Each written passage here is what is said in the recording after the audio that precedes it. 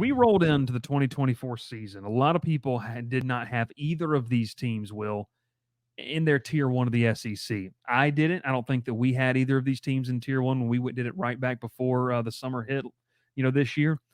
But we find ourselves, on the precipice of November, and you have the top two teams record-wise in the SEC, both undefeated. Someone's going to fall. We'll only have one undefeated team after this week, LSU, Texas A&M.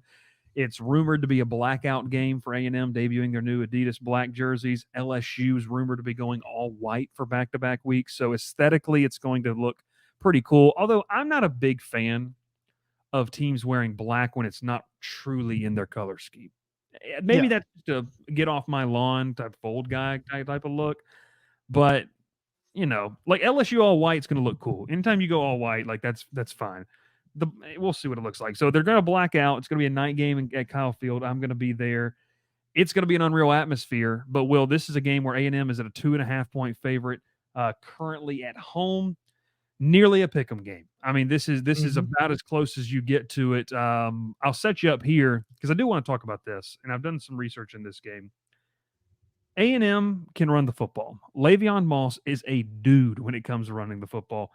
But I think a lot of the game for A&M to win is going to be on the shoulders of Connor Wegman, who's been good. He just hasn't been excellent so far this season. Yeah, I mean, that's kind of the story of Connor Wegman's career. But, I want to go back. You said, I mean, these are the top two teams in the SEC right now. You mentioned we didn't have them tier one. Is this a rock dweller take to say that I still don't have them in tier one, either of these teams in tier one? I mean, I think to your point, I think it's more of a result of who they haven't played. Is that safe? I mean, LSU probably has the better win against Ole Miss. For sure. But like you said, it hasn't been a Texas, a Georgia, and Alabama yet on the schedule for any. That Mizzou win for A&M at the time was really good. Mm-hmm. And that was just a few weeks ago. But it seems like the narrative's already changed on Missouri pretty quickly. But no, this game, I mean, that little tidbit you just told me changed my pick for this game. But, I did a little bit of reading on this too. Brian Kelly has talked. You heard it firsthand. You heard it first. Wanting to create balance on both sides of the ball. LSU's. I asked the question, Will. That was my question. There you go. Well, I'll tell you. Well, so you can get on your friends at Sports Illustrated. They did not credit you with the question. We need credit. No, I'm just kidding. It's cool. You can get onto them. So yeah, I mean, LSU has lacked consistency on both sides of the ball. If you're going to go into a hostile environment like Kyle Field, you've got to be good on both sides of the ball.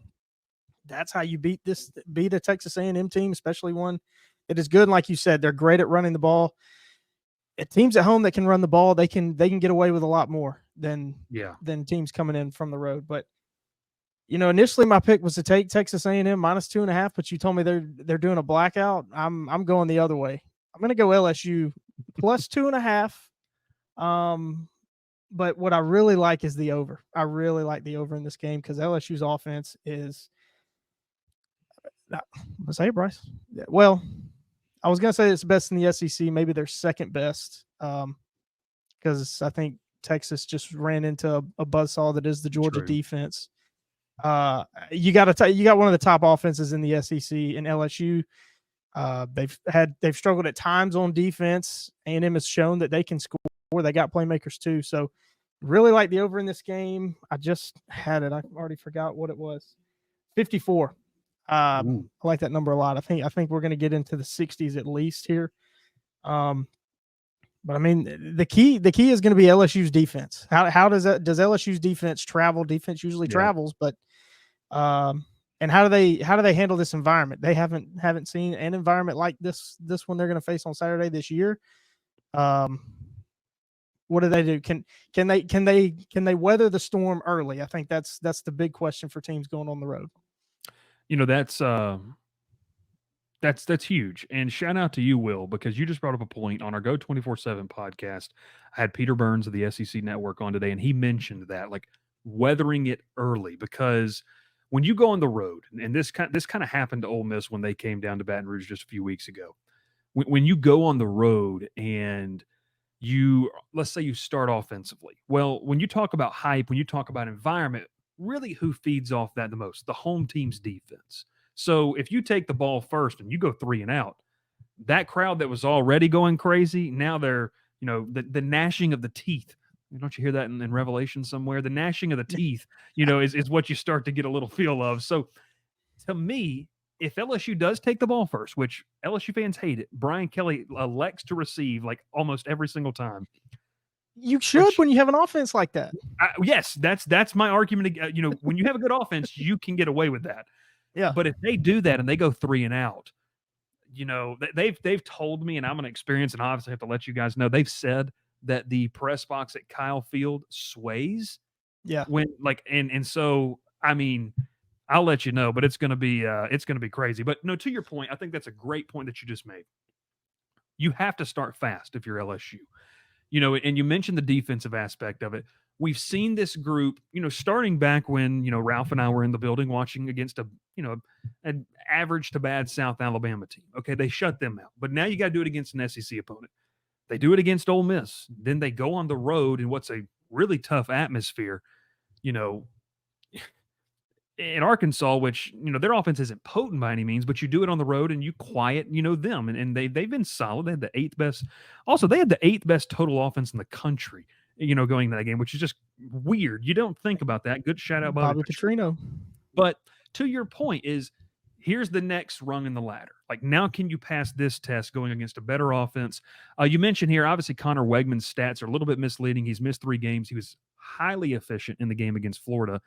I kind of think the game comes down to the LSU defense versus Connor Wegman. Because for as good as Nick Scorton is, and he is very good pass rusher for A&M, LSU's offense, and I don't know if you saw this, I was talking with Ralph about it today. PFF came out with LSU's offense hasn't allowed a sack this year. And I'm like, it's not true. Like, that's not true. But I didn't know this, so hand up. PFF does not rule. It's just, use PFF as you like and as you may. They don't rule a sack if you send more than 4 guys, which is very interesting. So essentially what I think they're trying to quantify is, do you win your one-on-ones, which is fair. I'm sorry, more than 5 guys. So essentially that's an interesting way of quantifying it, which I think is impressive. Like, that means LSU's winning very well in pass protection in their one-on-ones. I think that LSU's strength is that offensive line in pass pro. A&M's strength and defensively is up front. We saw they were able to do some really good things against South Carolina in that second half, some really good things against Ole Miss for 4 quarters. I think that's a battle you can win. But can your defense get to Connor Wegman?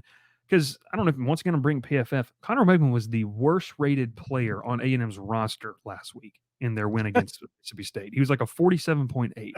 He didn't play well. Well, he's not playing well when there's no pressure. And LSU's shown that they can get some pressure. So to your point, defense travels. Remember you said this, a couple weeks ago when Ohio State went over to Oregon. Like, that was the thought process.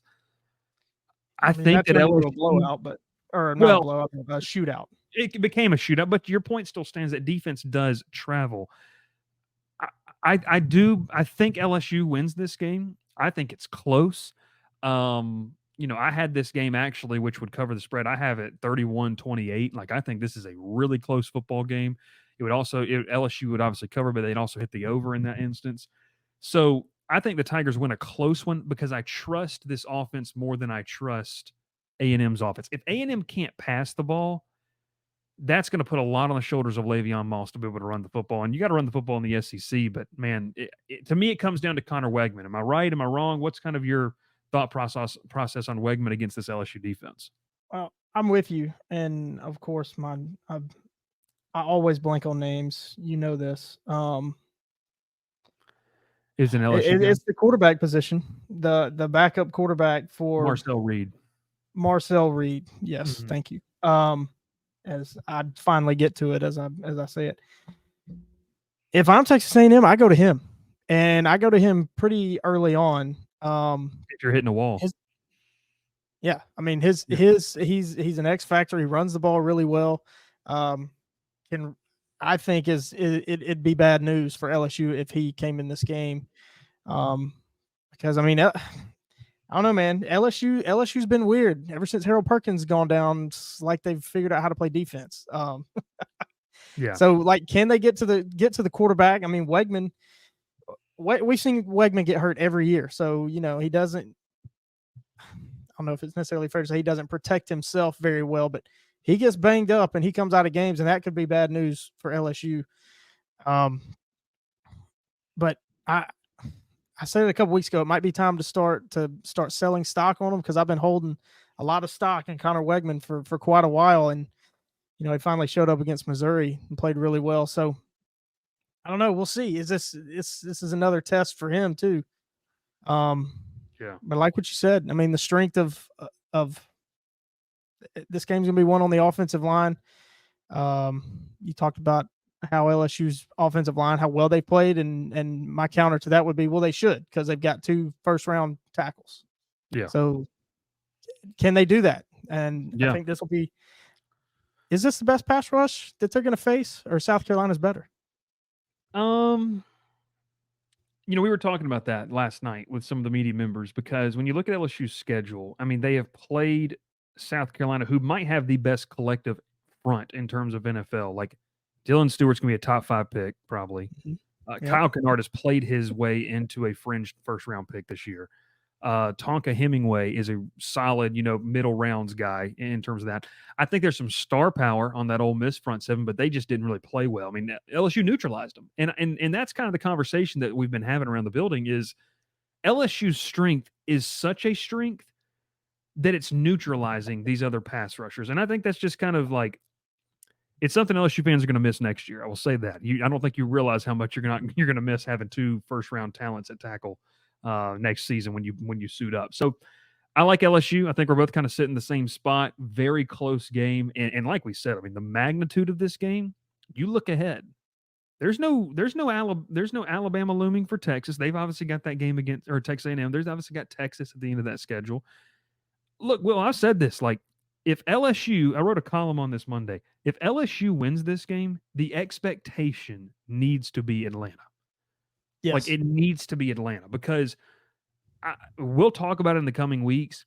I have a hard time seeing a undisciplined, poorly coached Alabama team coming into Tiger Stadium with what that atmosphere is going to be like and winning. I don't care who you have. Like, I mean, it's just that weird things have happened in that rivalry, but it just doesn't feel like that this is the year you could go and you can mess around and just don't play disciplined. And then obviously you go on the road to Florida. We'll see. Diego Pavia Mania comes to town, and then Oklahoma. But the expectation should be there. I mean, this is why you go to LSU. This is what LSU is. And then on the other side, if A&M wins this game, like, shoot, hats off to Mike Elko and company, because they've turned around the culture of College Station. Honestly, win or lose, they've turned around the culture, and the hard-nosed culture. So I like it. Any kind of final thoughts on this one? Get to GT Faithful's comment. Oh, Will's picking LSU, not a good sign. Well, this is weird. I've been so bad this year. The old saying is, don't be afraid to fade yourself. I think I'm fading myself a little bit here, but no, I mean, you talk about fast starts. When you play on the road, you got to have a fast start. This LSU offense might be the best in the country at starting fast. I mean, and especially you look at Nussmeier and you look at those receivers, you think they're going to go down and they're going to score points every time they get the ball. That's how teams view LSU's offense. So I think they can, like I say, this game might be won in the first quarter. I trust Nussmeier over Wegman. I mean, I think that's just what it comes down to. We could show up on Monday night and I'm completely wrong, but I right now, with the data points we have, I trust him to go win a football game over Connor Wegman right now.